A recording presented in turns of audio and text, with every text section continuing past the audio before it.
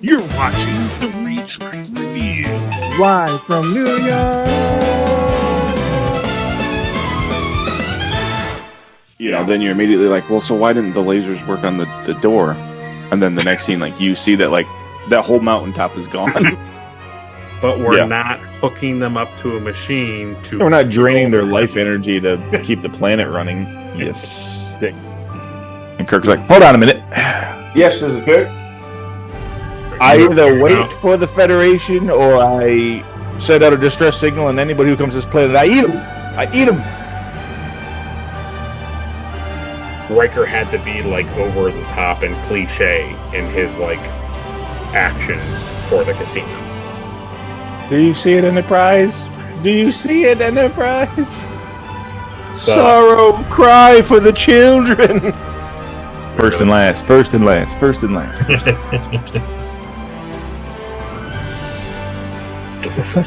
Delicious. All Sarek does is goes like this. And Yeah, he knocks his hand away. And then the Tellaride's like, ah!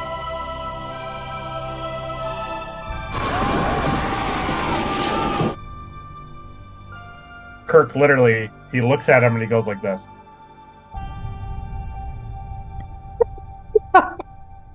Program complete. Enter when ready. Welcome back to another Retrek Review, where each week we talk about Star Trek. And this week we're talking about episode 18 of season 3 of Star Trek The Next Generation. And that episode is entitled Allegiance. It originally aired March 26th, 1990. It was written by Richard Manning and Hans Belmer. Two names we've heard a number of times. Richard Manning previously was a story editor during season 1 from Coming to Age to the Neutral Zone. He wrote a teleplay with Hans Belmer, The Arsenal of Freedom, Symbiosis, also with Robert Lewin and Hans Belmer, and then The Schizoid Man with Hans Belmer, The Emissary, Shades of Grey, Who Watches the Watchers, and Yesterday's Enterprise. Yeah, and Hans Belmer has the same credits. It was directed by Winrich Colby. Now, Colby is a returning director. He's previously directed Where Silence Has Lease, Pen Pals, Up the Long Ladder, Evolution, and The Bonding. The synopsis for Allegiance is Captain Picard and 3 other individuals are abducted and imprisoned by an unknown force and replaced by duplicates.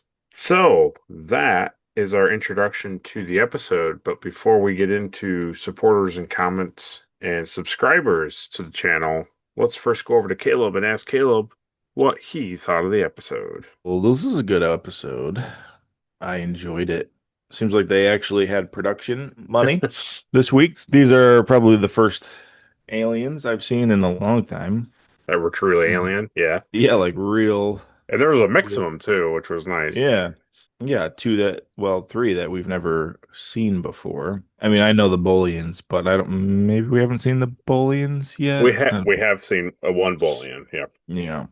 So, yeah, I thought it was fun. It's a cool story. I enjoy Picard in this episode pretty good, and I'm gonna give it it's like right between a 2 and a 3 to me. Ooh. It could go either way, really. 2.5. Let's do a 3. Ooh. I could use a little faith of the heart this morning. Nice. A 3. It's going to be 3s for season 3. Tree of these guys. That's pretty good. Right there. I don't know where it will sit for the rest of the community. I like the episode, which, that's all that really matters. But I do know that online it kind of sits probably closer to a 1 Akuda, maybe. So, which I'm sure people have their issues, and maybe our viewers will let us know what those are. But for you and I, Yeah, I would, like you It's said, okay. I would say it's a 2 or a 3 for myself as well. Yeah, I'm used to the rest of the internet being wrong, so it's fine. Yeah, You that's know, fair. it doesn't bother me. I wonder why. I don't know. The first like compelling episode that we've had in a while, like, actual like mystery, actually like something interesting going on. I don't know. I wonder if it's like some interesting things happen, but it ends up being like fake Picard, and then people don't like that kind of stuff. But Well, I don't yeah, know. but it's not like that was a mystery that was held out at the end. That was pretty early on. Yeah, I don't know. But yeah, I like fake Picard better. So there, I said it. Suck on that, fanboys. Uh, nice. Well, that's what that's what Caleb thought of the episode. But before we get into the review, let's first, right off the bat, go over here. We just and we thank Ed, Mark Starr, and Captain Alimar for being Patreon supporters. We appreciate those two fellows supporting us, taking care of us, making us look good. We appreciate that. And we specifically thank Ed Mark Starr for being a little suspicious when his friends sing out of line and True. maybe suggest mutiny? Question mark. Too early for a mutiny. And we thank Captain Alimar also specifically for always trying to figure out what is really happening in any situation he's present in. Or is he trying to schmooze all the ladies? We'll never know You don't know. which one's the real Captain Alimar. The nice one or the mean one? That's right. So, as patrons of this podcast, they get to have their comments read during the podcast. And so, first, we have a comment from Ed. He left us a review on yesterday's Enterprise. Nice. He says right off the top, yesterday's Enterprise earns a big 3 Akutas. Ooh. That's nice. It is nice. That comes with 3 exclamation points and 3 thumbs up. So, Well, yeah, it has to. what a complex, action-packed episode filled with guest stars and lots of ship stuff. What's really amazing was having a second chance to say goodbye to Denise Crosby as Tashiar. What an unexpected timeline. Yeah. Yeah, I agree very much. We were talking about it in the episode. It is really nice that they gave, like, it's just crazy to think that, like, 40 episodes go by and then they just bring her character back and then kill her off in a better way. It's just, I don't know. It's very interesting. Yeah. He goes on to say, so we get to meet the crew of the Enterprise C, but the catch is they must die to prevent Star Trek fans from having new favorites. For me, Yeah. he says, for me, it was too late. Trisha O'Neill as Rachel Garrett stole my heart. What a thing to do. Get Captain Garrett fit for duty just to kill her off. Yeah. He says, Incompetent. I am awarding Trisha O'Neill a popcorn award. She's forever my Star Trek captain. Wow. Then he concludes, yesterday's Enterprise has everything except a kitchen sink in it. No wonder it has become a fan favorite. So I think Caleb and I are going to soon have Hailing Frequencies open. So we'll save what Caleb says about the popcorn award for that. Well, Ed, thank you for that review. We obviously will continue to talk about it. You'll probably see the popcorn award when we have a Hailing Frequencies open at some point. And yeah, it's nice to see another 3 Akutas on an episode. Yeah, really enjoyable all the way around. And I 100% agree.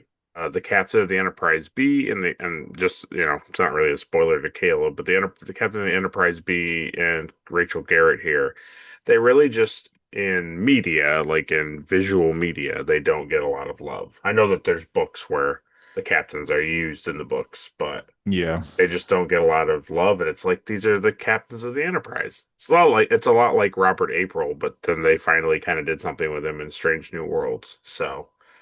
Yeah. No, I get that. I'm all for more Rachel Garrett stuff, and whoever the captain is of the Enterprise B, we'll see someday. We'll see. Next is a review from Captain Elimar, and he leaves it on our The Offspring review. So he opens with, I feel it, love, for both of us. Thank you for my life. We're back, baby. He Another says week. that every week. Another week, another Retrek review. Very impacting episode with Data creating new life. Our boy has become a father. They grow up so fast. It's pretty funny. He does mention that every week, but I always like He that. The thing I like about it is he's always like, yes, another one, another review. yeah. Yeah, we have we'll read one of his comments when we do Dragon Ball in a little bit, but that's how he starts all those two. We're back, baby. And then and then he said this time he's like, because remember last time he was like, oh yeah, another great episode this week, and I was like, we did this monthly. So Oh no. so his comment was like, yeah, this has been a good month for Dragon Ball. So he's really in on it. It's funny to Yeah, me. wow. I like how we chastise him, and Yeah. it's like he's so nice to us and leaves us all these things, and we're like, you better get this right, okay? You better Better get get this right, fool. I yeah. think No, I think that's yeah. I think he clearly likes it. He likes calling us. He calls us out on stuff too, so it's good. Yeah. That's the nature of our show. Yeah, and we like it.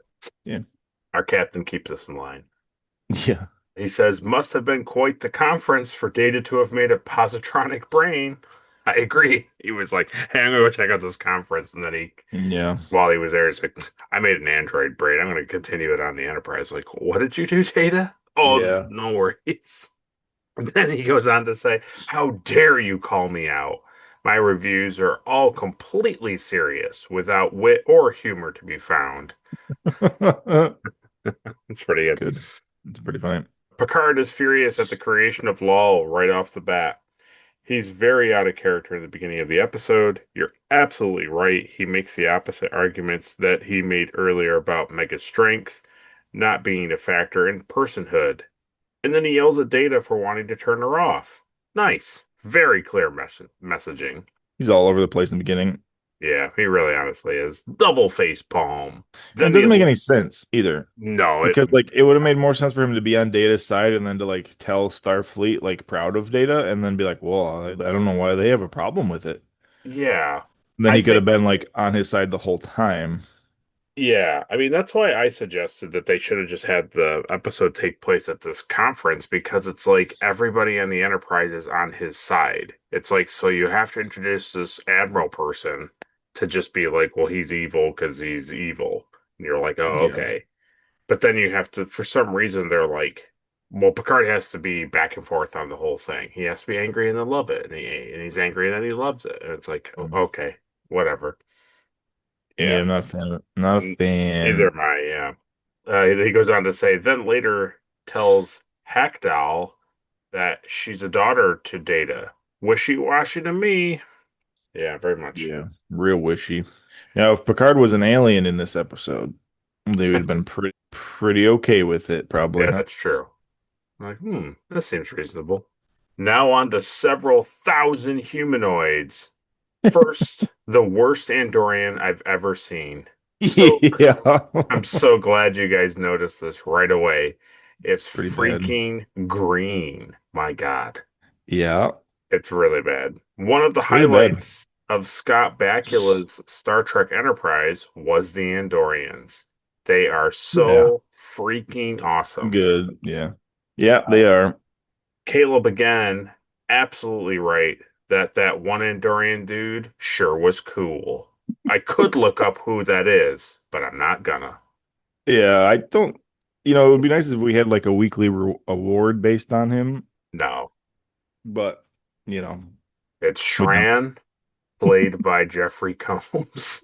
I know. I always forget his name. He's great. Yeah, and that's the problem with watching Enterprise first. Or is it? Maybe you appreciate things more. That's right. Should have went with the Klingon. A friend for Worf.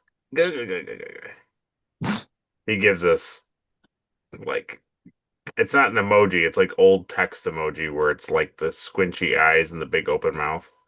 Yeah. Well, don't worry, he gets a brother next week. That's good. Troy has a pretty good line though. Congrats, Data. It's a girl. Yeah, I did like that Yeah. line too. She was keeping that in her pocket the whole time and then fell asleep. And then when she woke up, she was like, "Oh, I'm ready. I'm ready to say it." Data training Lal is pretty good. It's a pretty good montage. I too con I too never considered learning to blink. It's pretty sweet to see Data be fatherly. Mhm. Good old Wesley, always with great ideas. Go to school, robot. Really glad they cut out the ship being her mom. Data is enough. Yeah. Then there would have been a whole like love triangle with Jordy and Data. It would have been a whole thing. So Yeah, there's a lot. There's a lot in that training montage that's pretty good. Yeah. pretty good, yeah.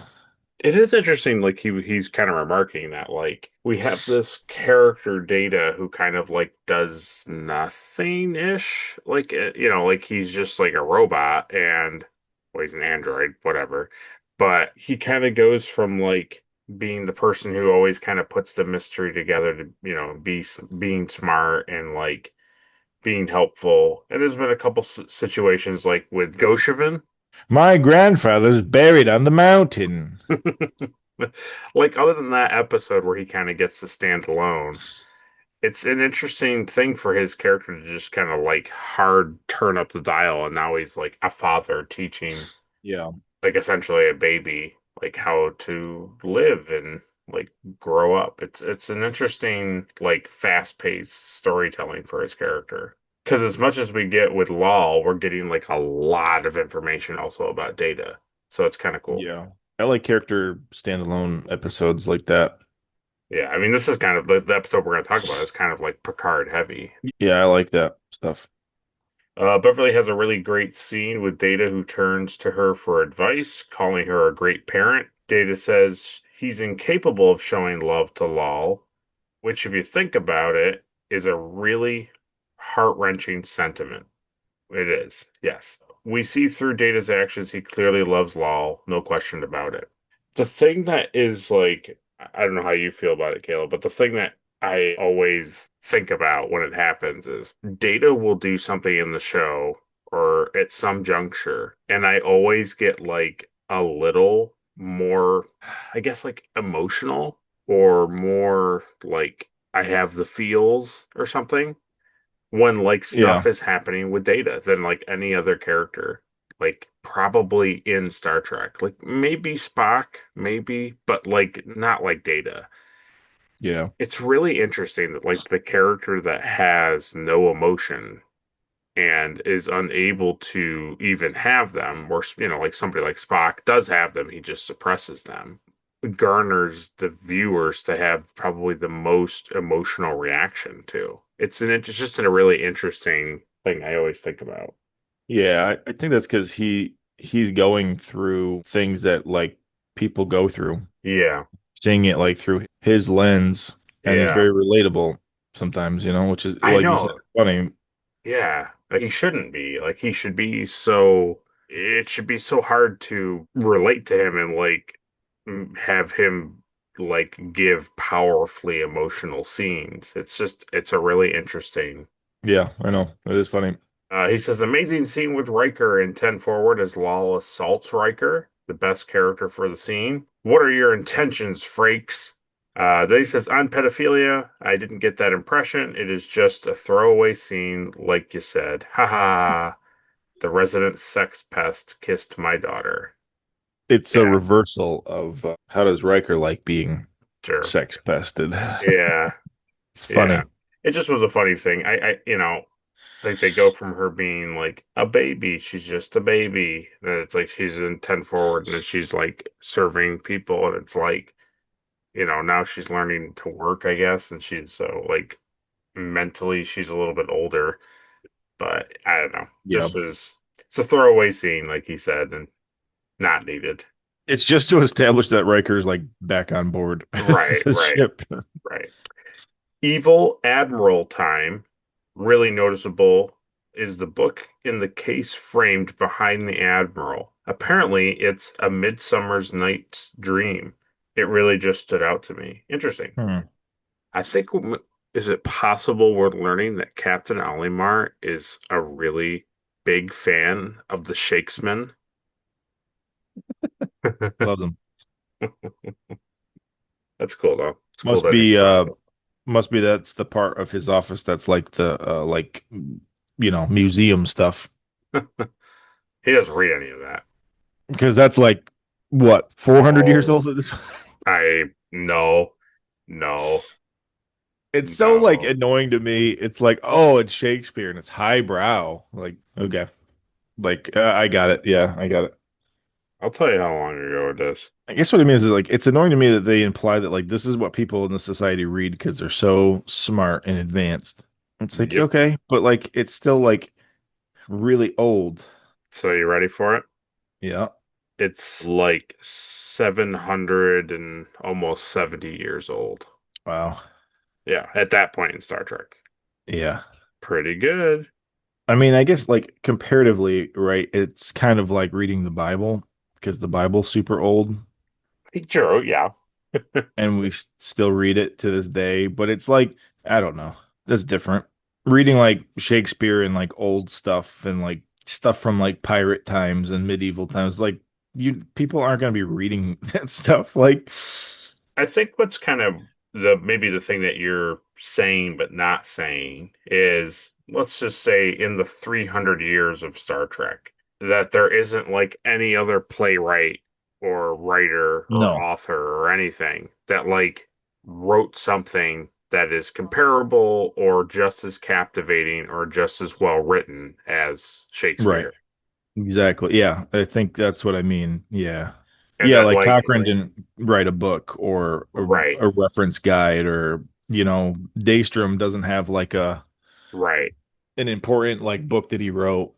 It's like, right, nope, we read Shakespeare because we're really smart and we really right, enjoy this stuff. And it's like, yeah, but wouldn't you have like actual like training manuals and like books from the academy?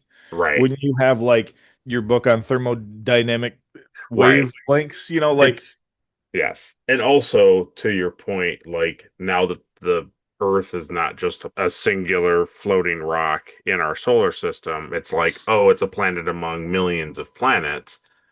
yeah, It's also like, wouldn't you have literature from other species? Like you're reading their like history and their yeah, tomes and their yeah, things. It's a thing where exactly. Yeah. they're catering to the modern audience that like, oh, well, to know that they're smart, they're reading Shakespeare. Like they Yeah. love That's, Shakespeare, and you're like, okay, I get it. I think that's why it annoys me is because it's like they're telling you and showing you that they're so like smart and highbrow and advanced with that alone. And it's like, it doesn't do anything for me.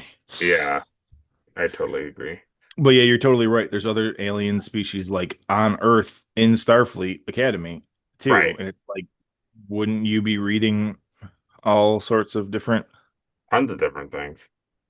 It's the like same. information is just like you said, it's vast. It's the entire galaxy, and you're like, yeah, but I'm gonna read Shakespeare because it's really hard to understand, and we don't use that. We haven't used that language in 600 years, but that just shows like how smart I am because I can read it and I understand what.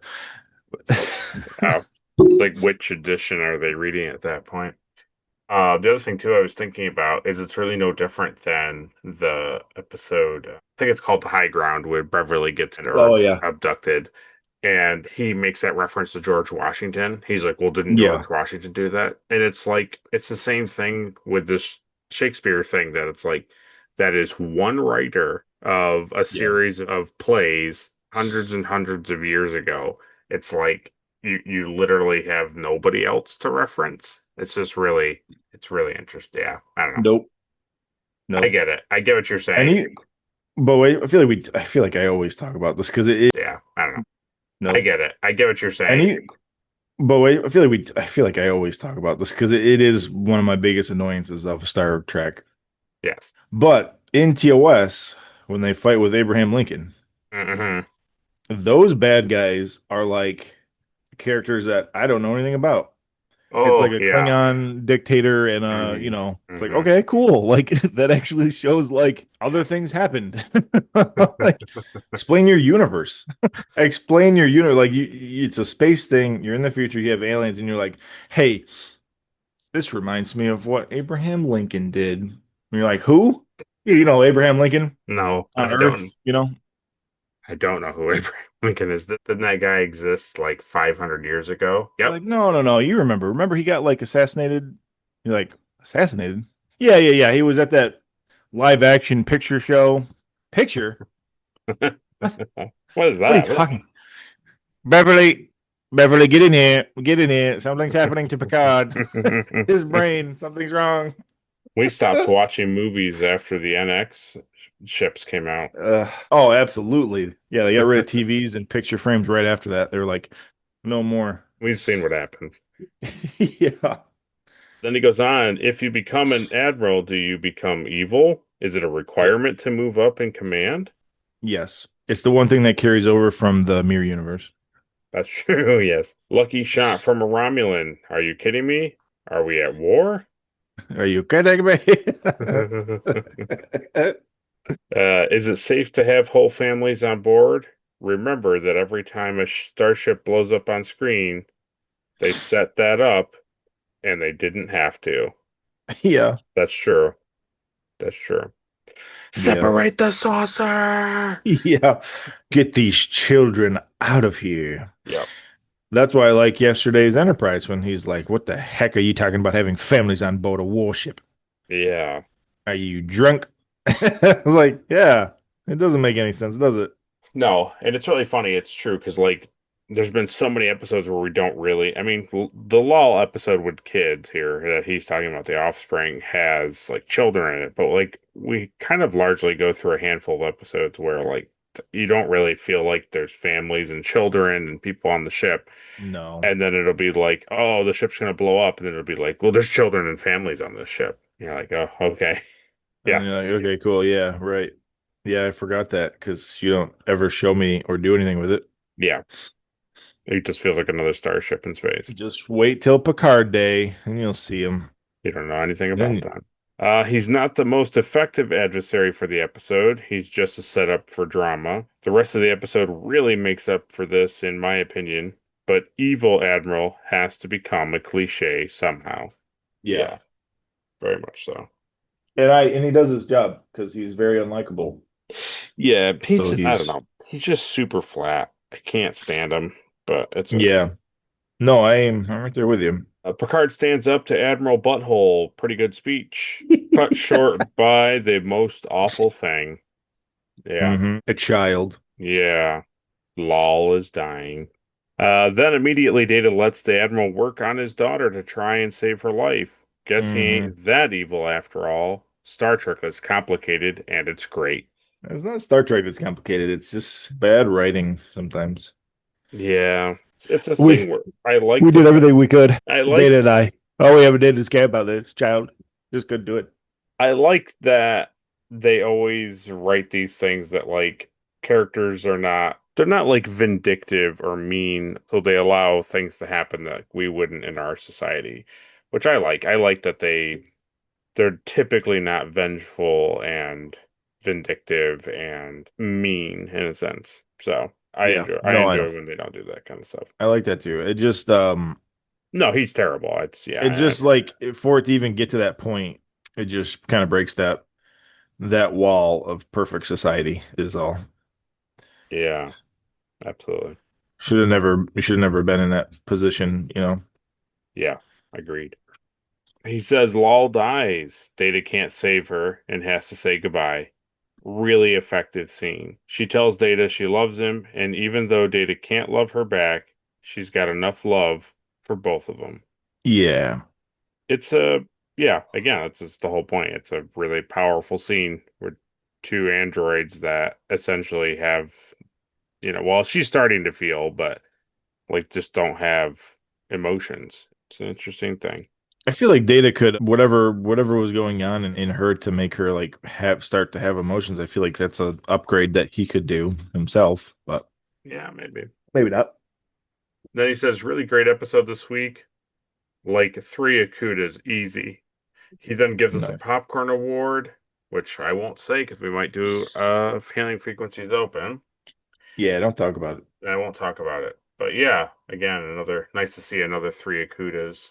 Yeah, Back to back, I think. Right? I'm assuming he gave 3 Akutas to yesterday's Enterprise, so that's pretty good. we'll see what they do this week. Then he says Frakes crushed it on his directorial debut, which yeah, we Yeah, agree. It yeah, was. He says might have been easy with such great actors to work with. Honestly, that's he probably true. yeah, I think one working with these people for like 2.5 years or more, and Yeah, then yeah. like all you have to do is stand here and do this. You know, the thing I do like is that Jonathan Frakes goes on to like direct, like be more of a director going forward. So it's cool Cool. because that's what he Yeah. does. That's what he does now. Then he does this really. I thought this was funny. I like this a lot. He says, "P.S. I really like the running joke that the skitter bugs destroyed most of the command structure of Starfleet. It Might has explain might explain why most of the staff is incompetent if you forget about them living in a super future." it has to. It has to be canon. I It mean, must. It must. I mean, they don't speak to it like ever, but no. like it No, why would totally you? it totally makes perfect sense. Well, even not to get like into this crazy conspiracy thing, but even on like this the structure of what that episode is, these took out like the highest people in command. So even that, like even dealing with that after the fact, like now you have to restructure Starfleet. Oh yeah. So it's like, yeah, it makes sense when they're incompetent and they're getting their bearings again. Yeah, I forgot what the name of his friend's ship was, but like that ship blows up too. Like so they lose Yeah, so many officers. And I don't quite remember all of the finer details, but it kind of seems like they're dealing with similar things throughout like throughout the quadrants or galaxy too. Like the ships are going down or like they're being taken over, So, it's funny. I don't know. That's what I choose to think. It helps me understand the universe more. Like we joke about it, but like at the end of the day, it's like, yeah, probably. well, we thank Captain Alimar for his review of The Offspring. We appreciate that. It's nice to have both Ed and Captain Alimar consistently commenting, leaving us reviews, giving us fun things to discuss. Yes, it makes our podcast a little longer, but I like it. I think everybody else watching it likes it. These are all everybody's personal reviews. It's a way also for other people to pop up on the show and share what they thought of the episode. So Yeah. I think it's cool. And before we get into the review, we had one new subscriber to the channel, and that new subscriber is DC. So Nice. thanks for subscribing, DC. We appreciate it. Think he's a comic book fan or a power fan, like Uh, DC current? Does he think he likes that, or do you think he lives in? the city, the District of Yeah, Columbia. yeah, yeah. I'm gonna blow your mind. And I'm gonna say that I think it's first name, last name. That's what I'm gonna say. Doug Connors. Chumley. Chumley. Doug Chumley. There it is. That's a name. Yeah, so we Thank you appreciate for that subscribing, subscription. Warrior. And as Caleb has helped me to say now, and I like it, welcome aboard. Welcome aboard, Yeah, Kapla so Kapla. So Warrior. without Warrior. So without any further ado, let's get straight into the review.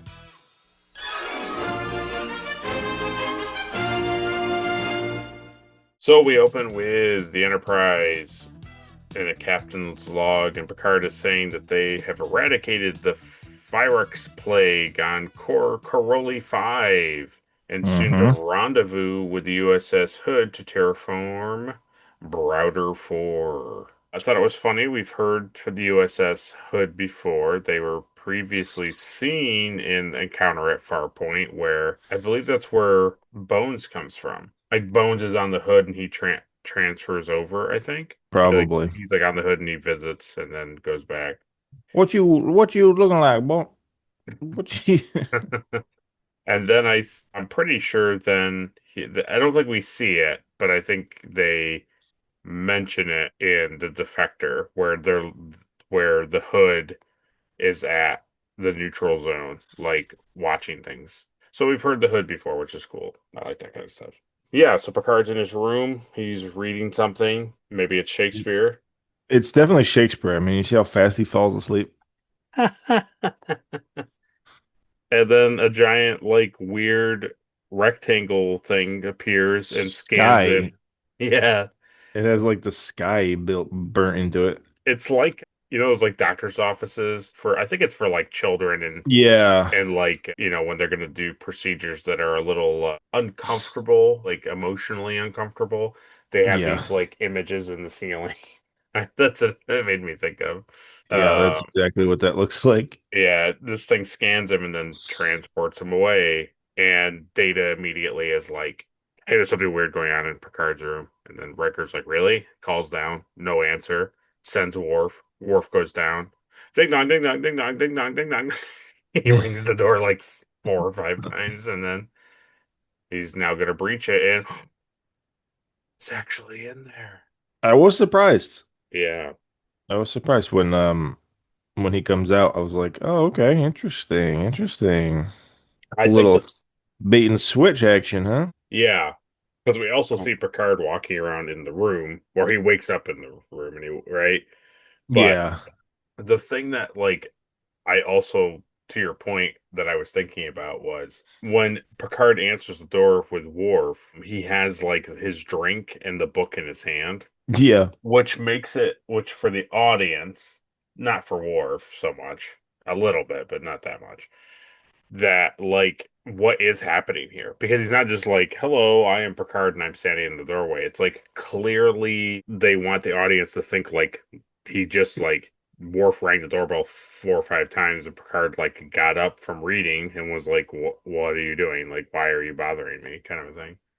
Yeah.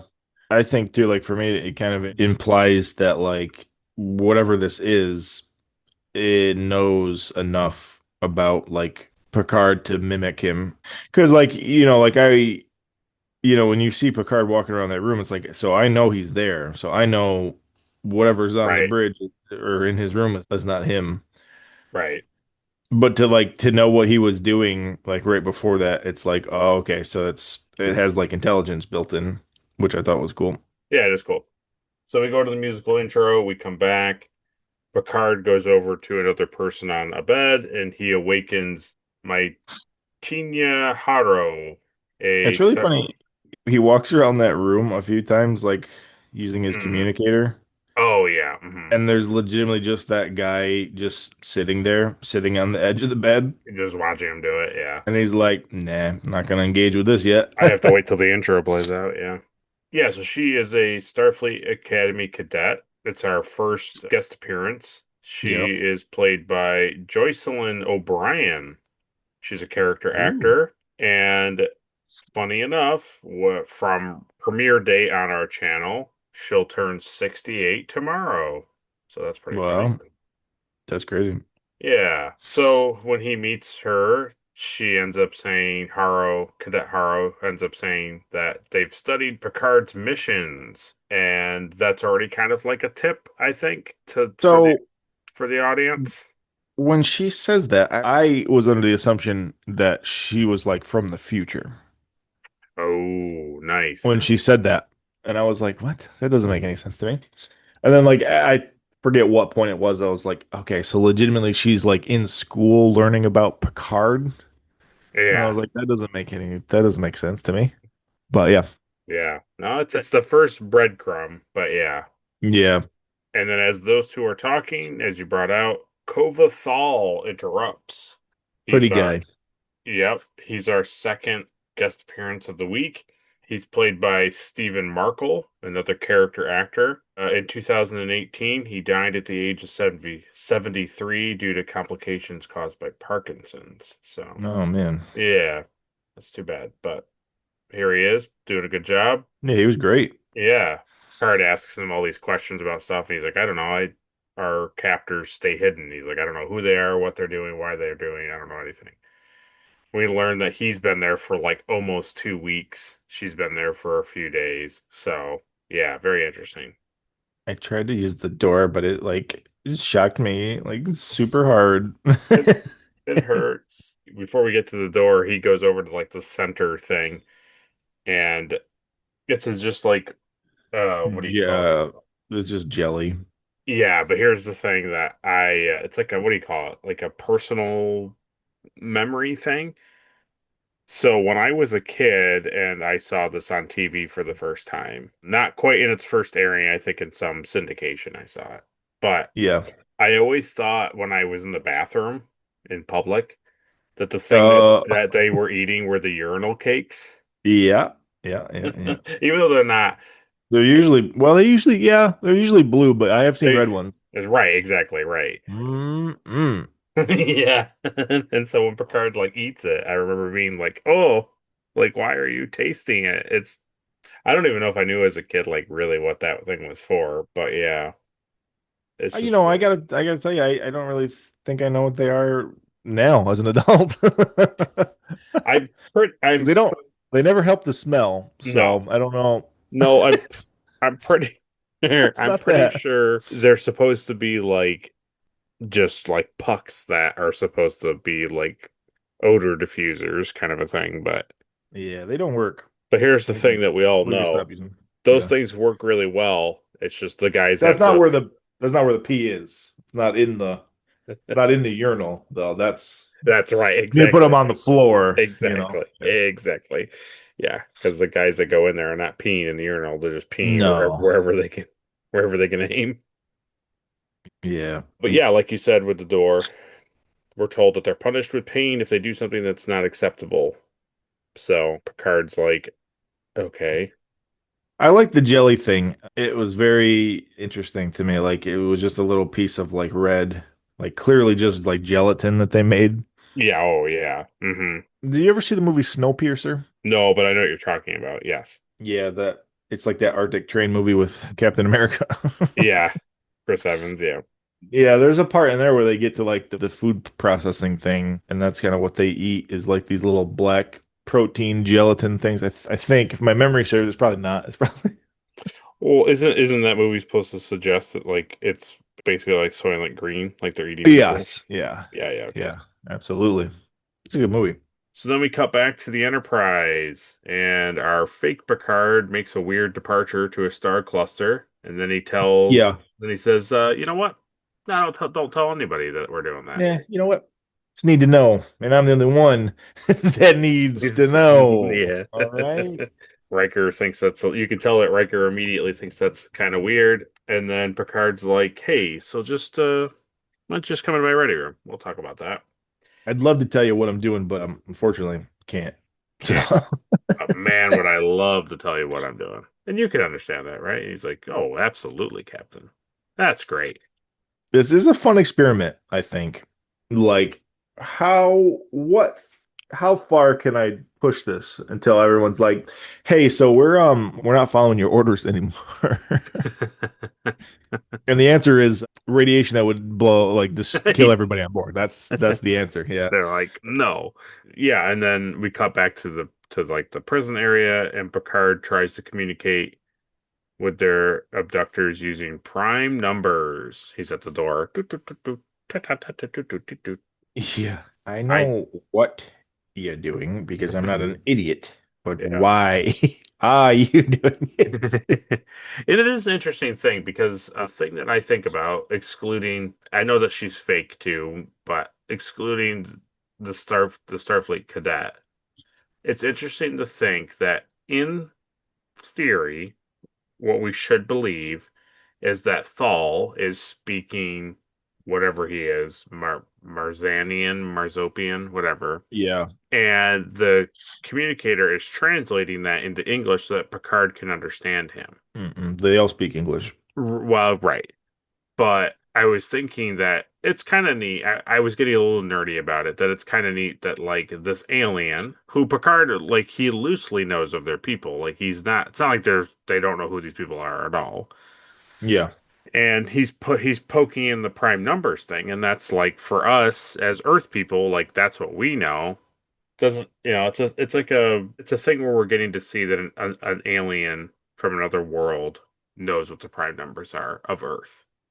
But then, and which makes that in turn like a galactic thing, which is cool. Are you under the assumption that numerical systems are the same across Well, space? yes, that's what they're I mean, suggesting. it makes sense, Like but mathematics, because in real life, NASA like sent out like equations in mathematics because those should be, other than like how you draw them, like how you write out the number, that should be a constant, like a universal constant. 2 + 2 = 4. Like there's no Hmm. other like not constant like that.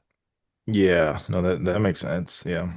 So he was showing them that like, hey, we know prime numbers. Like, hey, we're very intelligent. We understand mathematics. We understand. Like, communicate with us, please. On my planet, we call this four. On Oh. my planet, we call it block. Then we learned that the Booleans have a conflict with another species called the Meropa. So Card kind of he's trying to put things together because he's trying to figure out who captured them, and then it's like Thal's like, oh, I don't have any enemies. We're the Marsamans or whatever. Like, have no enemies at all. And Picard's like, are you kidding me? Your planet has been conquered 6 times. Like, Yeah.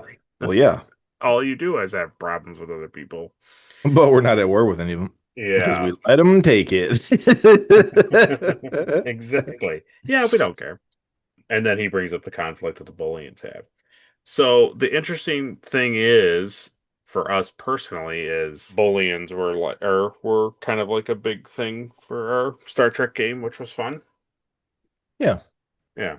And then, oh no, as they're trying to figure out who captured them, and no one's getting answers from either side, a big, scary, aggressive part prisoner appears.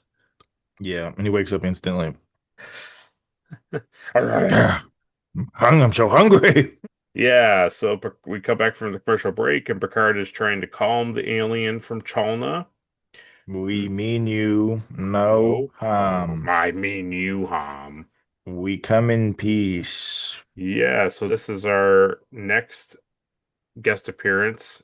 He's played by Rainer Schoen. He turned 84 this past January, and he is also a character actor from Germany. Nice. His eyes are crazy. Like he Yeah, does a lot of really like crazy scenes like where his eyes get like huge. yes.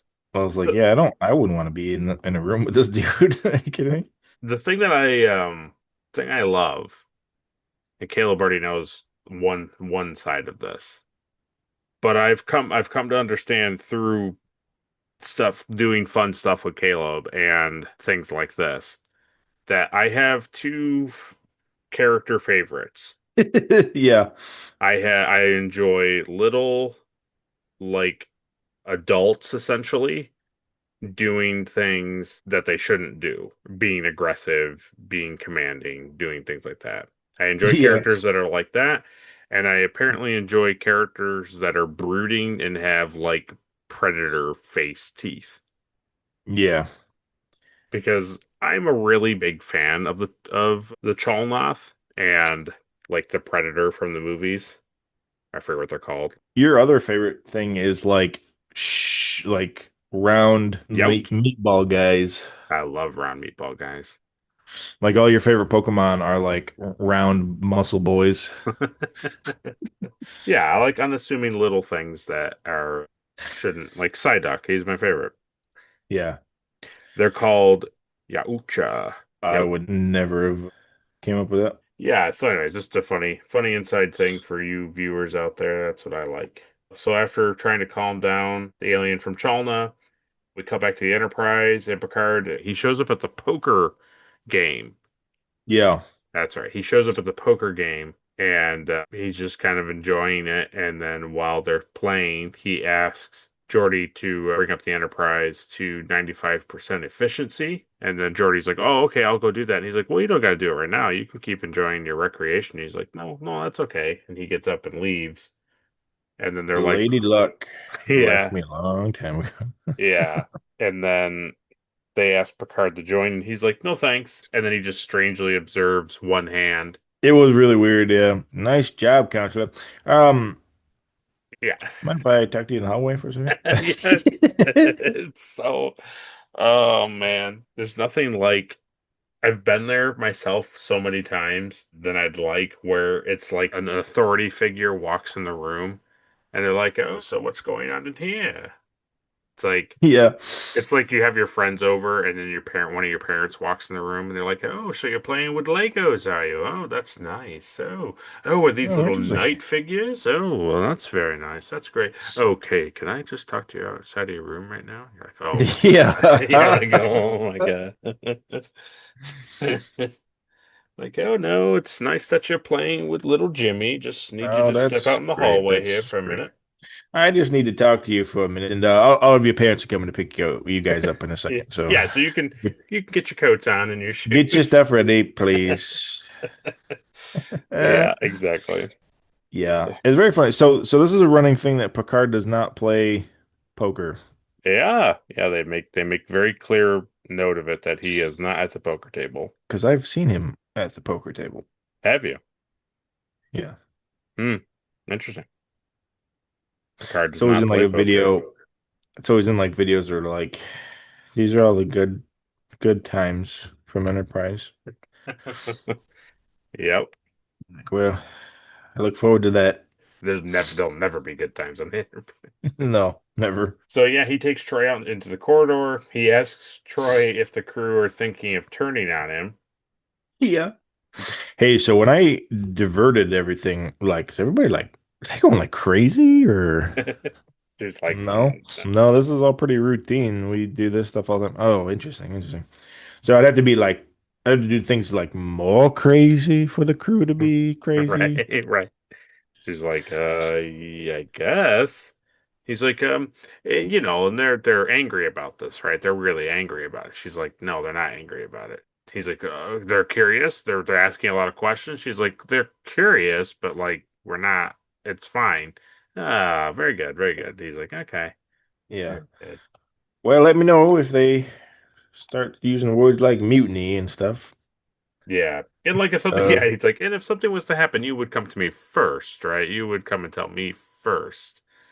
absolutely.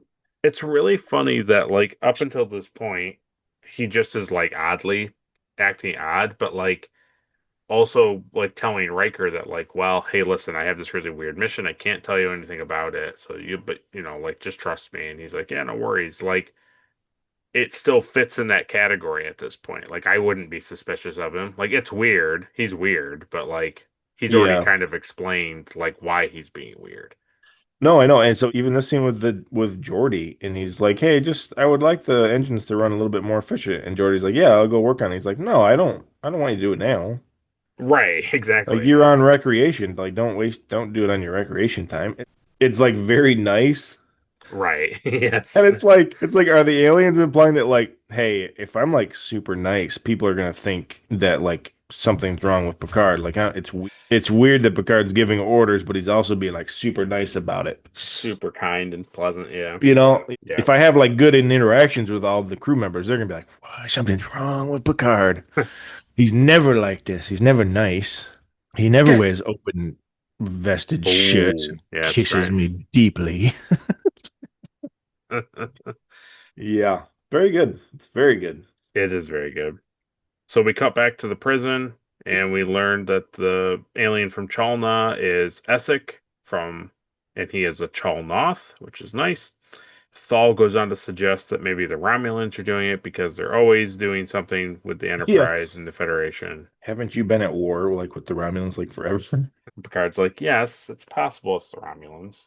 And then, yeah, then Thal and Essek go back and forth for quite a bit about their types of how their societies don't connect with each other. Yeah, I bet. And then I thought it was really funny how Essek goes over to, or what's his name? Isak, maybe that's how you say it. Isak goes over to the central thing and takes one of those like jelly urinal cakes and he like licks it or whatever. Yeah. And he's like, poison! And he throws it.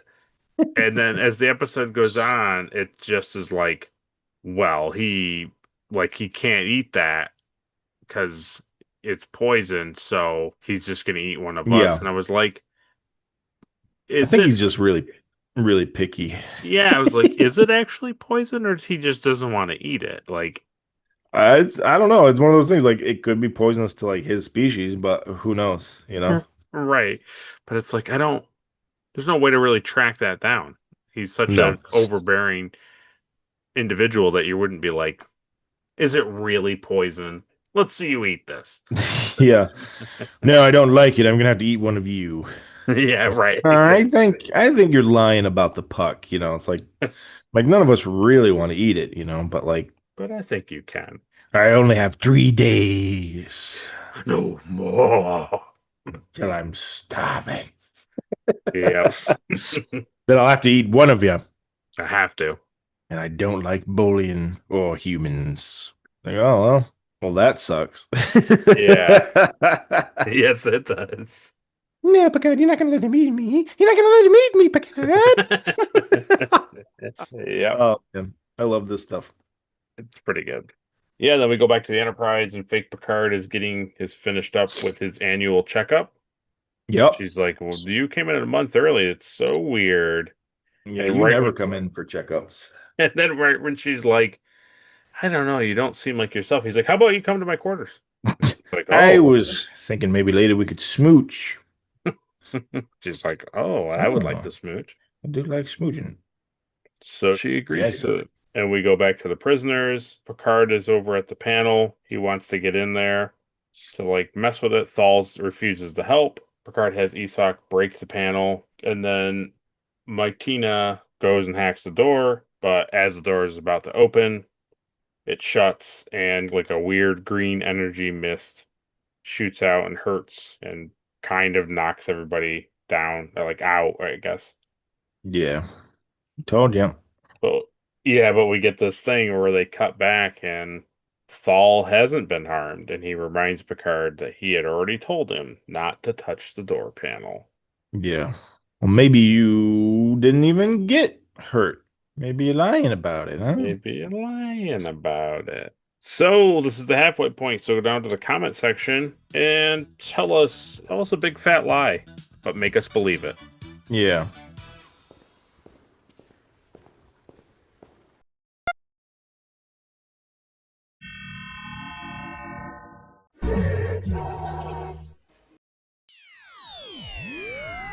So we come back from our commercial break, and Beverly and Picard are having a candle lit dinner Ooh, in yeah. his quarters. With assorted wines. Yeah, and it's a little romantic. And again, I like it when she starts to press a little bit. He's like, "Oh, how about you dance? Do you want to dance?" And he puts on music, and It's interesting that, like, all he says is just come over for dinner. And then they have dinner, and she's like, so what's the real reason that you wanted me to come over here? And he's like, just dinner.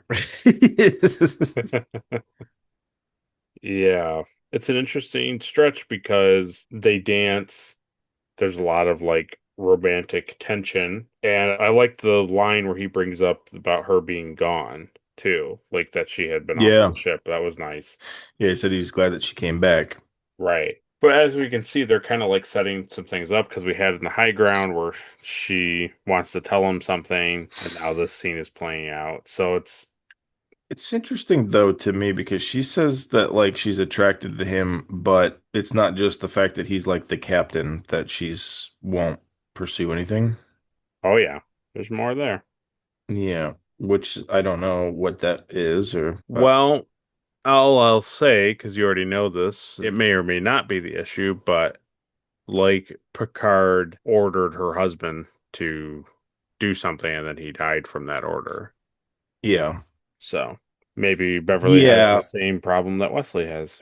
but if you're at the point where you're already saying that you're like attracted to that person, I think that means you've probably let that stuff go, kind of, you know? Maybe. Maybe. Yeah, because the normal response is to be like mad and like I want to kill that person. Like, well, you are pretty hot, so I can kind of let that go. But then we get a pretty huge thing happens in the scene where Picard and Beverly kiss, even though he's fake. She definitely doesn't pull away, so that tells you something Mm-mm. from Beverly. Yeah. And then he's basically like, "Hey, so, you want to stay? And then she's like, I don't know about this. He's like, oh, you don't want to stay? This has made you feel uncomfortable? No problem. We'll see you later. He just is like, he just like immediately concludes everything. She's just like, oh, wait. And he's just like, no, Yeah. no, it's fine. You feel uncomfortable. You don't think this should continue. Here's the door. He like Yeah. turns the music off. He goes over to the door. He stands at that door Yeah. real, just real, like, Yeah. hey, if you don't want to leave, though. Just remember, he letting this go. Right, exactly. I know, and she's surprised by it too, and it's like, okay, who wrote this? A man. She's like, I like him, but I don't like him, but I like him. Maybe just a half a drink more. Exactly. Yeah. So she leaves. He's like, he doesn't even say, he's just like, see you later, closes the door. Yeah. And so we cut to the Have a good one. We cut to the prisoners, and Isak accuses Stahl of collaborating with their abductors. And then I caught it. I don't know if you caught it. I mean, they linger on Picard's face for a hot minute, but I immediately caught it when they were saying it. So they're all angry at each other, and it's like, why would we listen to Picard? Like, who cares that he's like a Starfleet captain? Like, who cares? Like, well, Yeah, what I does don't give that a make crap. him? Right. And Martina says, like, no, he's done all of these things. He's helped out all these people. And then she brings out the Mintakan 3 thing where, like, the Proto-Vulcan people, she brings up that. Oh yeah, right. And then she brings up another thing. And he's like, Picard looks at her like, that's really weird that you talked about that. And then he's like, oh, and just like the core Corrales 4 eradication of the plague, which was the thing he did at the beginning of the episode in his captain's log. Right, that he just did, yeah. Like he just did it like Yeah. that day. And she's like, yeah, just like it. And it's like there's not a chance that cadets are learning what Picard did like hours ago. There's just No. like not a possibility of that happening. No, and she also would have already been in prison. Also that. Yeah. So Yeah, it was really good. It was really good. I when they first started to argue and like blame each other, I was like, it's a little on the nose that oh yeah. oh they're in the room with us, and it's like okay. And then like when it really was, you're like, oh okay, cool. Yeah, because every time they go, she puts her hand, she's like, well, I'll do the door, I'll do it because I'm an engineer. And he's like, Yeah. okay, yeah. Oh no, I overloaded the Oh, I think switch. my Oh fingers no. slipped. Yeah.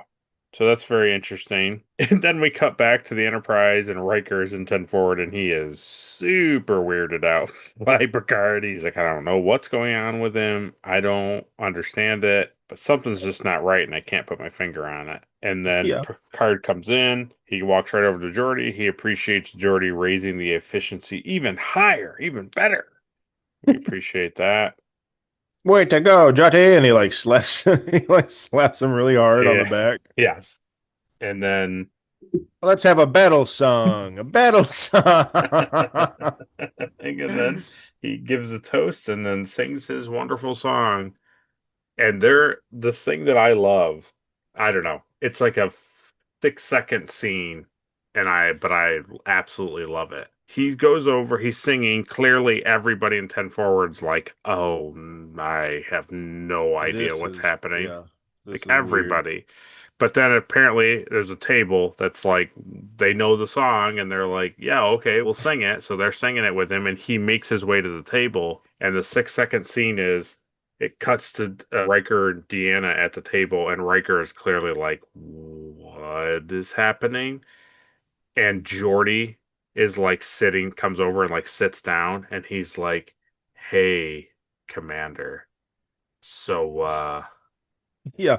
So what's aliens or yeah, right, right. It's just like, and I really loved it because like LeVar Burton and Jonathan Frakes acting is just like, I mean, and Marina Sirtis, but she doesn't talk in the scene, but their two acting is like yeah. really good. And I was just thinking, LeVar Burton has this thing over his eyes, and that's usually where most of like emoting comes from is your eyes and like your brow and stuff. Mm, And it's still, man, he still is able to convey yeah. very heavily that like he's like, okay, this is like super weird. And like you said, you're like, okay, so he's not okay. Like he's not Picard. Like we're on the same page, right, Commander? Like Yeah. this isn't him.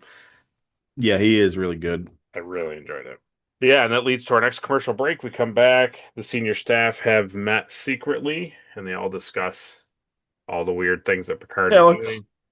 I do enjoy that like that was the tipping off point where they're like, secret Yeah. meeting now. Yeah. Well, the funny thing is too is like they sort of set up that this feels like the first time that they've done this, but they did it when that cloud alien abducted him, remember? Oh yeah. And he ends up like electrocuting them all on the bridge. Yes. Yeah. So it's like Picard being taken over by an alien is not really a It new happens. thing. Yeah. And they Yeah. had to meet secretly then and decide mutiny too. So I think Worf was against mutiny then too. yep. But our boy, always coming through, always thinking, not emotionalist, doesn't care that it's a different Picard. That's not the problem. What the problem is hey, you know what we never talked about? That mysterious energy signature. Data's like, Yeah.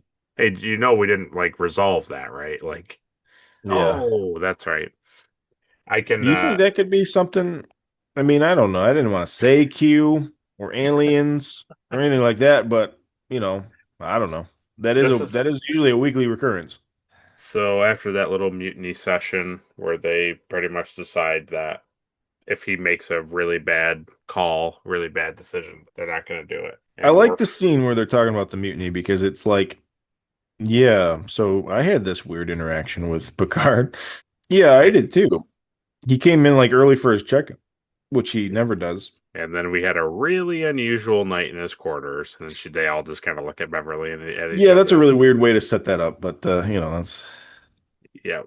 And then I also like Deanna Dunn speaks up and she's like, yeah, he did ask me if people were to get suspicious, like I would tell him first. And they're all like, "That's weird. That's a yeah, big." that's way worse than whatever implications Beverly's implying. And then you just cut the wolf. I think we should listen to everything he says because he's the captain. Yeah. What do you want me to do? Call the Klingons? I can't. I'm not even a Klingon anymore. That's right. I can't. We can't get any help from anybody. You know what's really interesting, and I know that they weren't going to do it because it's like an aesthetic thing, and it's like it's a defining piece of his character. I get it, but personally, He shouldn't wear his exactly. He yeah. shouldn't wear his baldric. Like I think that would have been more, which is probably some maybe what's what Michael Dorn was talking about last week when he was like they Yeah. don't write to it. I maybe he did try to push for it, and they were like, no, that's not happening. He's gonna I wear bet he it. did. I bet he did. And they're like, no, nope, that's your character. You wear that. Right, exactly. And he's like, well, no, because Right. like I don't belong to this family anymore. Right. I'm just a Starfleet officer. I personally think like if they had done that with his character, like we as the audience would have always been reminded, like, oh yeah, that's right. Like he's like in a dishonored state with the Klingons. Like he's just a guy on the ship now. He's not like a cool Klingon guy. Yeah. I know. And we always talk about that. It's like you wrote it. You made this a thing. Yeah, you did this. Yeah. So now it's like, well, we had this cool episode idea where like Worf, like, you know, Yeah. does this thing and he gets his Klingon friends. It's like, well, you can't though, because you wrote that he's no longer part of Klingon society. You Yeah. did that. It's very true. Yeah. So we cut back to the prisoners. Picard is trying to calm them all and then decides that they're going to work on the panel again. They're going to Together. friendship. But if it doesn't work, I get to eat him first, I'll right? eat his face. And I'll use your turban to wipe my mouth. And then we go back to the Enterprise, and Riker meets privately with Picard about what is really happening here. Like, I know you can't tell me things, but like, what's. And then he's just like, hey, so if you're really stressed out, like, we could just relieve you of command and just, like, no big deal. I get it, but like, we could just take you off. Yeah, I think you need to get your head examined. Enjoyed that. I think you're the crazy one. you've been under a lot of stress. Remember that murder that happened? Yeah, remember that time you slept with that guy's wife and then killed her? Jeez, you're crazy. Anyway, Wesley, head on straight Yeah, into that radiation storm. just keep on going. Yeah, so before they fly into it or attempt to fly into it, we go back to the prison, and Picard is messing with the door himself. This time with both of them are in there, and Martina is helping, and the door opens. But there's a double door. Impossible. It's almost like they don't want us to leave. And then we cut back to Yep. the Enterprise, and he's like, "Phew, check out that pulsar. That's really good." And Data's like, "Yeah, there's a lot of radiation and problems coming off of that thing." He's like, "Very interesting." He's Yeah, but we like, should get "Well, let's get closer." And Picard, Make it show. Riker's like, "No, we're not gonna do that. That's crazy." And then he's like, "Interesting. Worf, arrest Commander Riker." And then Worf just stands there, and you can see that Worf's like, "I don't know, no." And then he doesn't do it, and you know what that means? Yep. Trivia. Now he doesn't belong to Starfleet anymore. He has no home in the entire galaxy. That's right. It means mutiny, and for us, it means trivia. Woo! Oh, not again.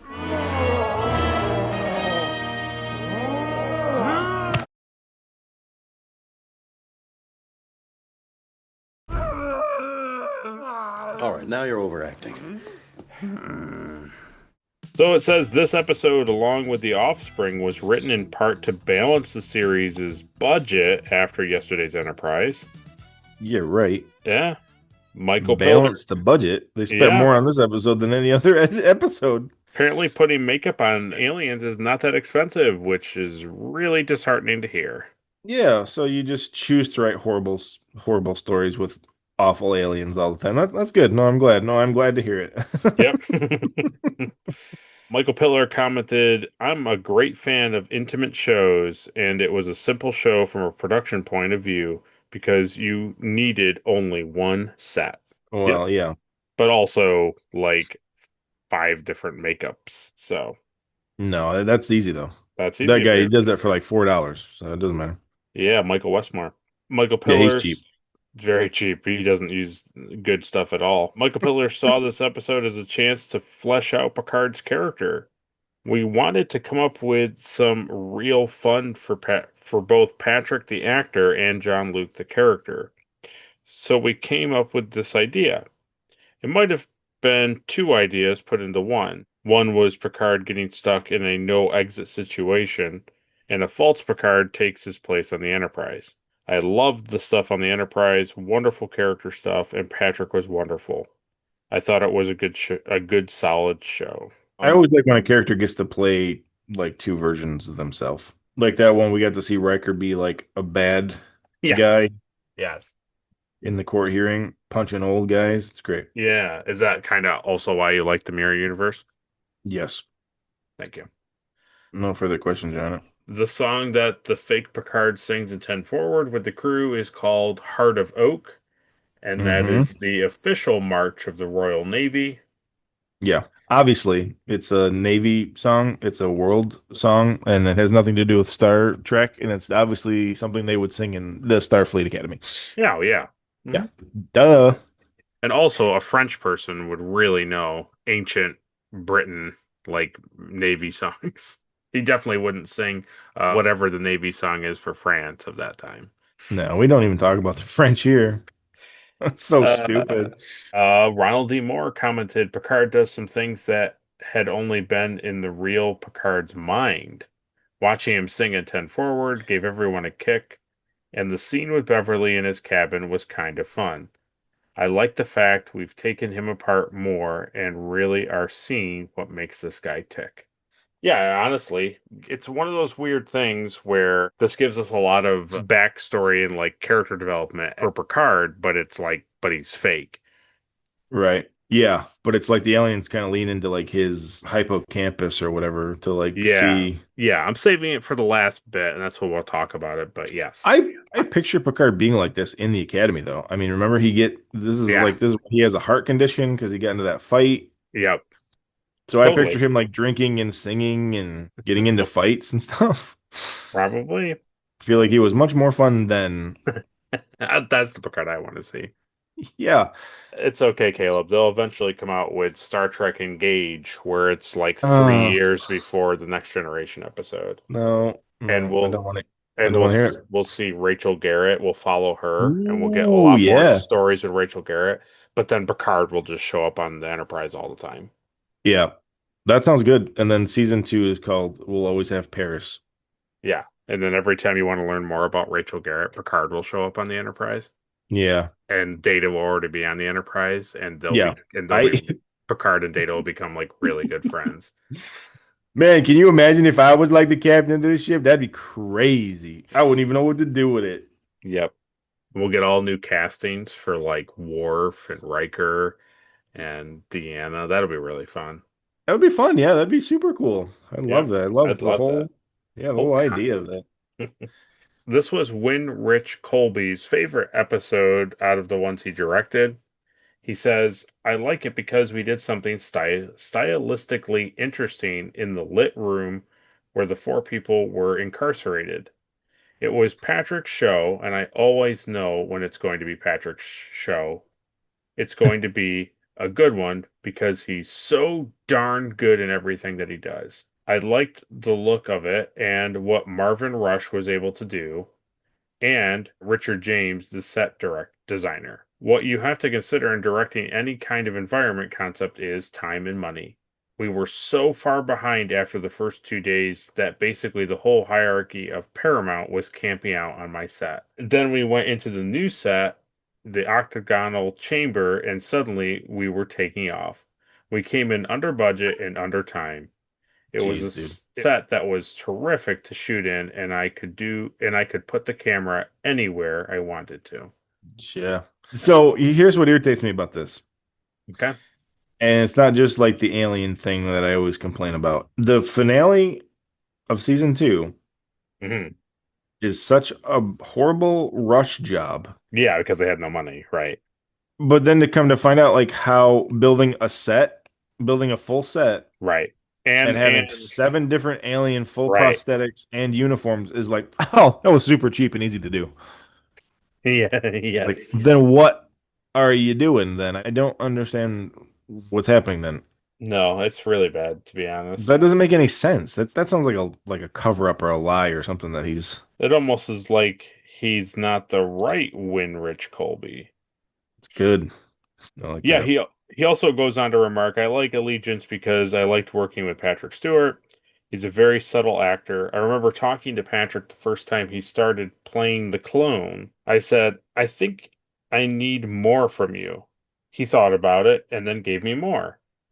As we rehearsed the scene, we looked at each other and knew he was giving me too much. So we just pulled it back. Patrick is like Ishak Perlman with a Stradivarius. You have to compare the Stradivarius to the Joe Schmuck violin. Wow. To the untrained eye, they're no different, but they are different, very different. Patrick played the good guy and the bad guy so close at times, but it was different and it was right. Yeah, I do agree that, like, obviously Patrick Stewart plays both bits very, very good, but he's good in both. He's good both ways. There's just that I always think of that face that he makes when she brings up the Mintaka 3 aliens, inhabitants, and he's just like, like they do that music and like his eyes and his face, like he turns and looks at her, like, uh-oh. So Yeah. I like that kind of stuff. Yeah, and then the last bit, which is what Caleb asked me not to read, I'm gonna read it. Uh, in each No. in each of TNG's 7 seasons, Michael Westmore and his team received at least one Emmy nomination for outstanding achievement in makeup. In fact, during some seasons, they were nominated for multiple episodes, as were the show's visual effects teams. In 1990, their work on Allegiance received a nod, not surprising, considering that Westmore had to create 3 new alien species for the episode. As always, Westmore enjoyed the challenge, crafting a fierce, multiple-tusked warthog like Chalnoth, a wrinkly-faced Mizarian bearing more than a passing resemblance to Dick Tracy's prune face, Nice.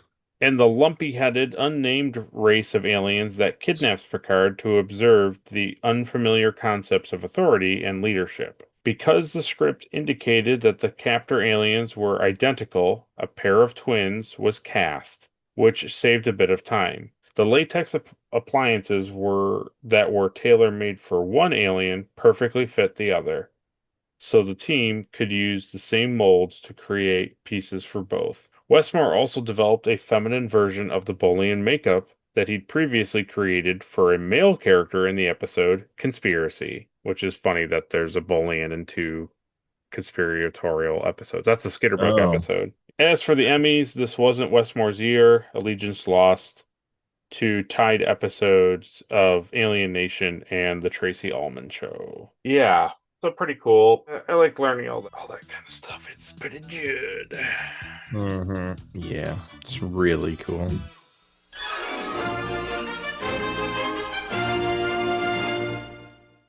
Yeah, so we come back from trivia and we're in our last segment of the episode. Riker orders the Enterprise away from the pulsar. Fake Picard doesn't like it, can't stand it. Go back to the prison. Picard poses to Mytinia that she is in on the experiment that they're currently having, and that it's an experiment of how each of us deals with authority. And he's like, Thal, your people just defer to whoever is like most powerful. You, Isak, like your culture is run by anarchy. There is no authority.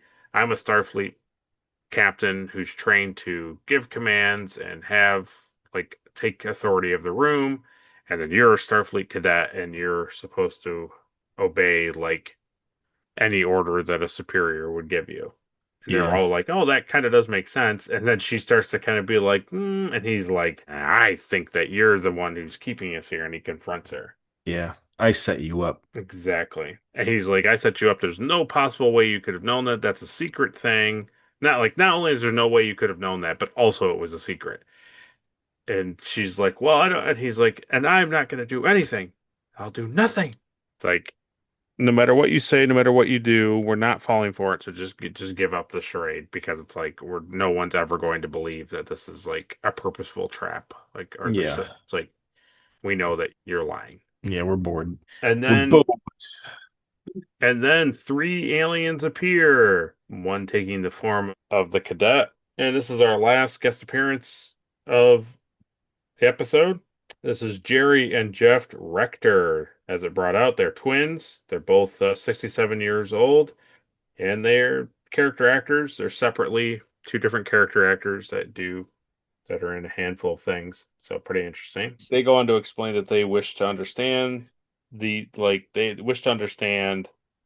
species here, these species, the Chalnoth, the Mizarians, humans, and that they put replicas on the ship to ensure that the experiment would be successful, which Isak, and like pretty much nobody likes it, but Isak's really funny. Replica. You put a 7-foot abnormal Yep. as the captain of the USS Enterprise. You completely lost your mind. Yep. Yeah, it's pretty good. So then the prisoners are returned. I like how fake Picard tries for like a brief moment to be like, "Oh, I don't. Oh, like what? Oh, like is that weird?" And then he's like, "Oh no, okay, it's all fake." I like how they just have to like touch them to like travel. So that was Oh, pretty crazy. yeah. And so fake Picard transforms into another alien, and I like this bit. I'm assuming you enjoyed it too. So Picard Hated is trying. Oh, okay. it. Picard is trying to like ascertain like what the point of this whole thing was, and like really kind of like condemn them for abducting him and others, and like how wrong they are. And so as he's doing that, he walks around them and he does this kind of like real subtle like look between them to Riker. Yeah. Yeah, it was good. And then Riker is like, interesting. And he goes over to his council and punches in some things. And then he looks at Data, and then Data turns to his council. And He does this. Yeah. Beep, boop, boop, beep, boop, boop, boop, boop. Yep. And then Riker then looks up to Worf, and Worf looks down at his console and types some things in. And then Picard goes over and sits down in the captain's chair and continues to chastise them for how stupid and wrong they were. And then he has Worf execute the plan that they clearly have done secretly. And the abductors get trapped in this like pink energy field, which is kind of interesting. Yeah, which they first and last, baby. It is first and last. What a surprise. You know how I know? Because it's cool. It would be a story hamper if something bad was happening and they could just. But you saw how long it took to set it up, so. Right. And they definitely could never do this like when Q's on the bridge or anything, so. No. So you can't have it like every week, you know? No. It's like the obey me thing, remember? Obey me. Oh, baby. It's like, hey, remember that thing's up in the Enterprise like bridge where it can like it's a defense system. Enterprise like bridge where it can like it's a defense system. Like, oh yeah, it's like, oh, do they use it? No, they can't. No, God, no. Too powerful. Yeah, so once they're trapped, Picard tells the aliens that they are now experiencing imprisonment themselves, and they're freaking out inside there. Don't like it. We don't like it. And then I thought it was kind of interesting. There's like a 50-50 thing here where he's impressing upon them that like unnecessary imprisonment is immoral. But then the Yeah. other 50% was kind of like, I don't know. I don't want to say it's anti-Star Trek because that feels too harsh of a thing to say, but it is a little like more vindictive than you would expect from Picard. His other side of his argument is like, hey, also, just to let you know, like, we know who you are, which they don't say who they are, and that they know how to imprison them. So just like keep that in mind. That like Yeah. if we don't like what you're doing, like we'll just do what you did to us, to you. Yeah, we'll just threaten you. And I was like, okay, I mean, I get it. Threats do work, but it's like just seemed, I don't know. It was a little extreme, yeah. And don't forget, remember, one of they even bring it up in this episode, the Picard mission where they were supposed to be observing the proto-Vulcans. That ended pretty badly too. Right. And he had a first hand with that. And he's like lecturing these guys like this isn't how you observe. You're supposed to build like a hidden room and you're supposed to watch from up there. It's like, Yeah. oh, okay. Yeah, it's an interesting. I like it. I like how they capture them. That's really fun, and it's really fun how those two actors like play inside the field where they're like poking the field and like, no, no, please, please let us out. We don't like it. They're I like, like oh all my that God, stuff. is this what we've done? Oh my God. It's just a funny bit, and yeah. Anyways, so he releases them. They transport away. Picard immediately orders to meet up with the USS Hood. And then he asks for a status update from Riker about the Enterprise. Riker says that everything's doing really good now. Real good. And Picard's like, oh, so my replica was like really hard to tell that it was fake. And Riker's like, oh, it was pretty good. It was a good replica. It was kind of hard, but it wasn't perfect. He's like, really, it wasn't perfect. And like Riker's like, yeah, I just don't think that you're that good of a singer. And he's like, oh, a singer? Good Lord. Well, I look forward to reading your report, number one. Or maybe I don't. And then Beverly walks in, comes down to the seat, sits down. Yeah, that's a little interesting to me. The Beverly thing at the end was like, okay.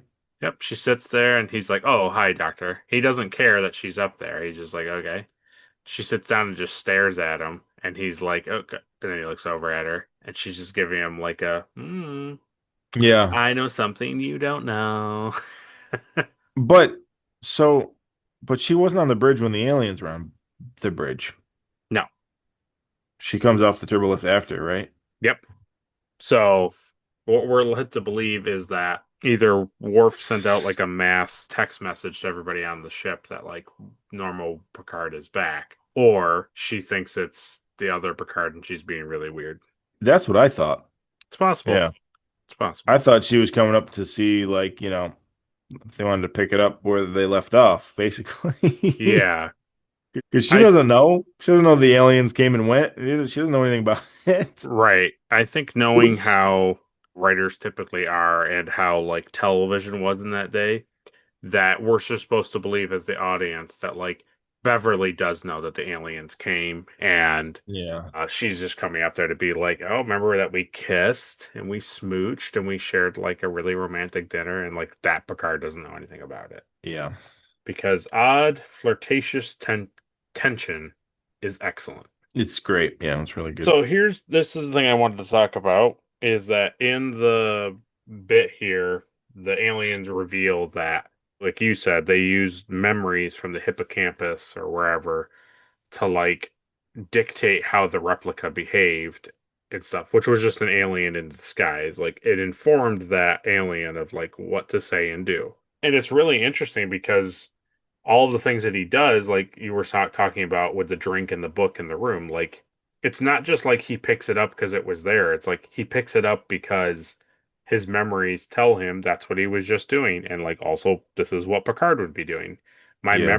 His memories inform me that like he drinks and reads. It's really fascinating to think that two things, the singing and 10 forward, that's a Picard thing. Like that's why would he do that? Yeah. So they feel like it's normal because in his mind, singing like marches and army songs or Navy songs, excuse me, is stuff that like he wants to do. Like this is how actual Picard wants to be, but he's not because he has to like be reserved and like be smart about things. And also like his feelings with Beverly are like real. Like though Yeah. that's how he actually feels about Beverly in his mind, he just doesn't act on it or talk about it.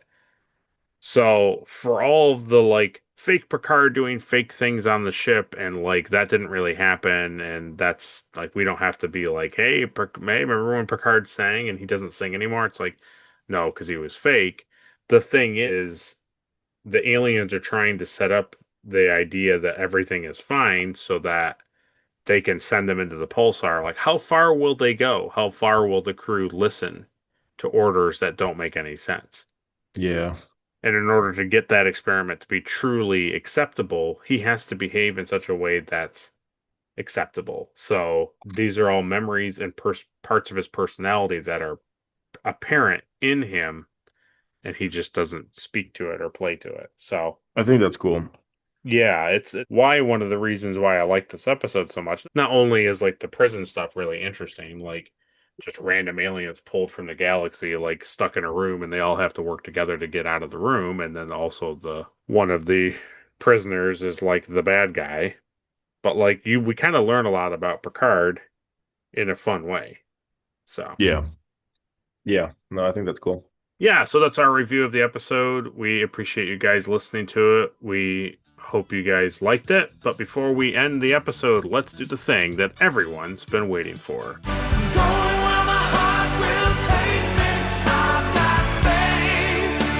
So, Caleb, who gets the Erica Ortegas Award for being the most unlikable? I don't like the guy in the hoodie. Thal, Kova Thal. Yeah. All right. I did like, I mean, I like him, but Yeah. least favorite probably. Yeah. Yeah. Totally understand. It's one of those characters that like you like but you don't like because he's whiny and terrible and like, Yeah. doesn't help. And anytime you watch movies or TV shows where the people are stuck in a room and it's like there's that one person who's always like, I'm not going to do anything. I'm just going to sit over here and complain about everything that you're doing. Yeah, I hate those people.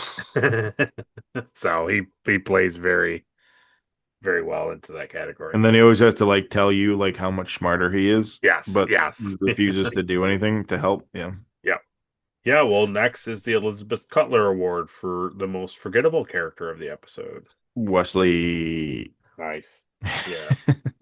Imagine him having like an actual endearing fatherly like Interaction. scene. Yeah. Nah. Very funny. Well, Wesley, as you know, your mother and I will be getting together very soon. I just wanted to have missed opportunity, you know?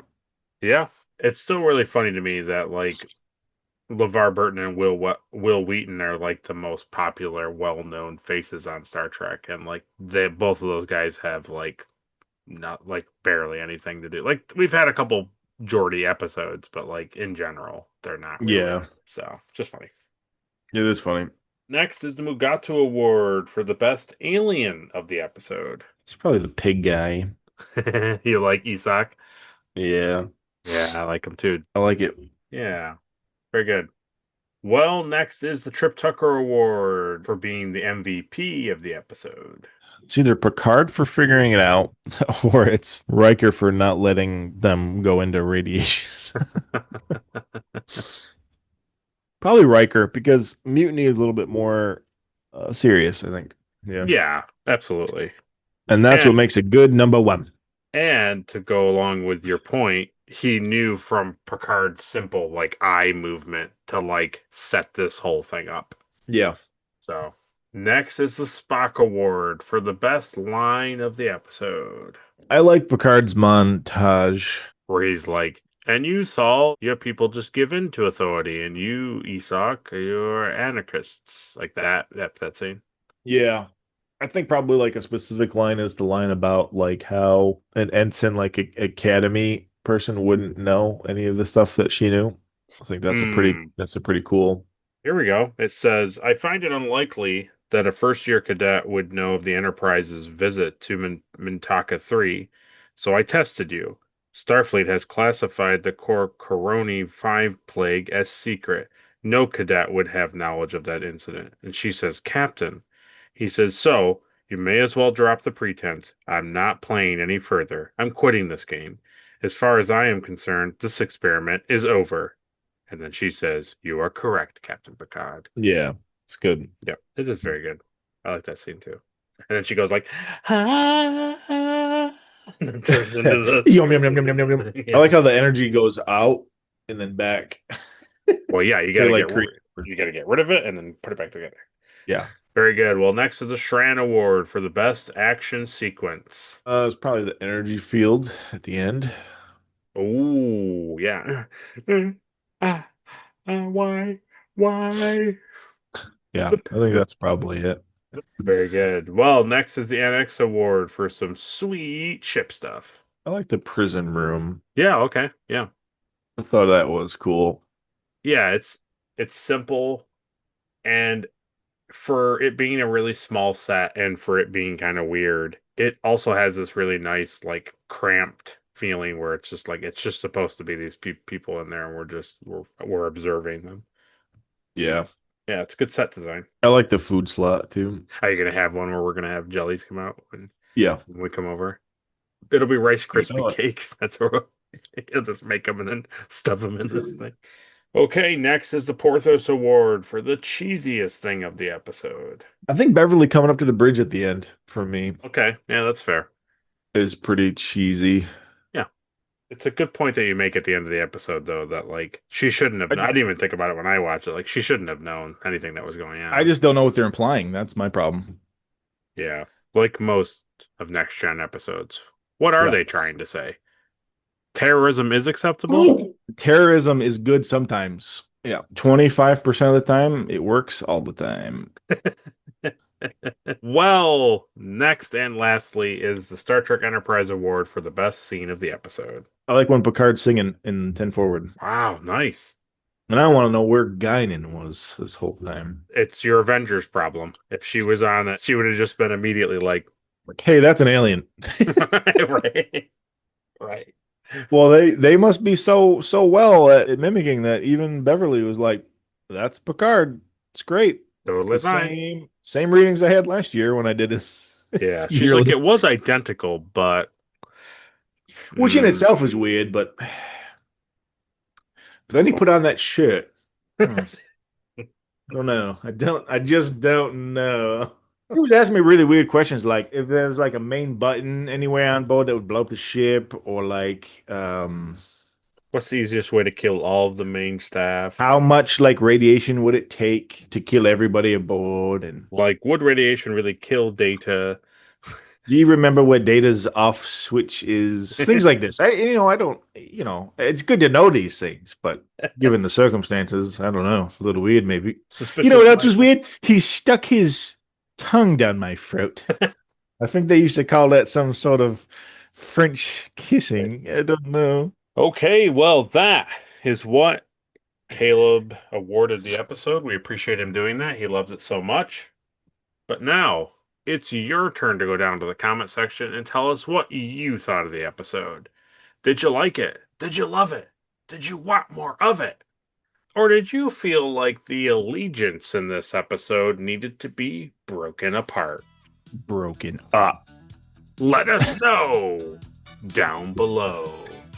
Next time on Star Trek: The Next Generation. Caleb, did you like having a Picard episode? Yes. Next week's episode is episode 19 of Star Trek: The Next Generation's Season 3, and that episode is entitled Captain's Holiday. Nice. So Different captain. Holiday. Totally different captain. Yep. It doesn't even take place on the Enterprise. Excellent. Yeah, so we have that to look forward to. We'll see how Caleb feels about that. Does he enjoy aliens? Does he enjoy weird things? Does he enjoy open shirt Picard? We won't know until next week.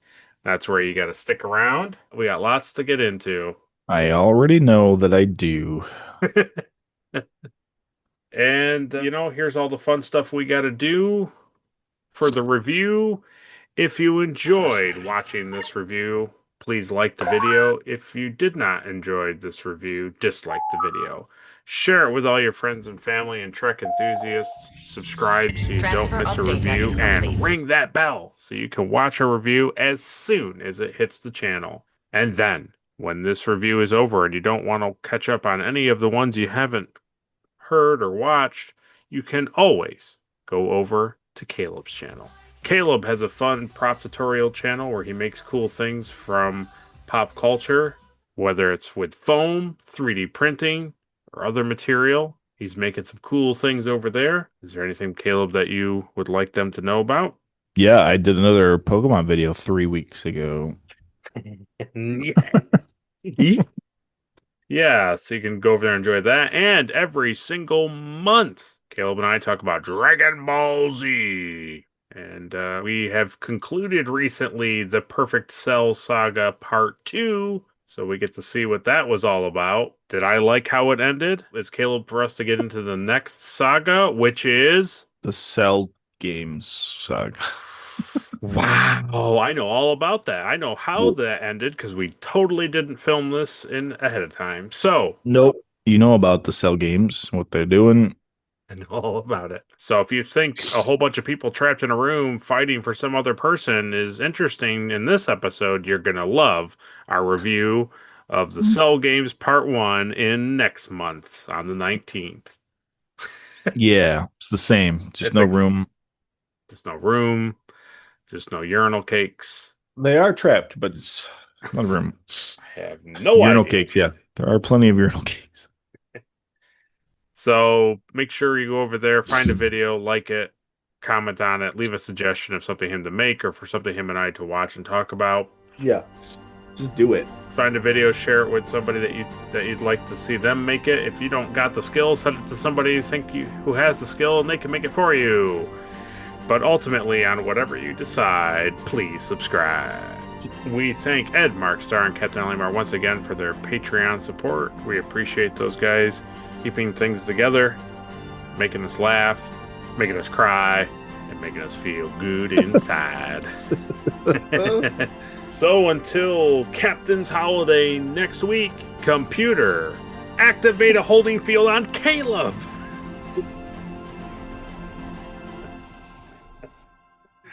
See you guys.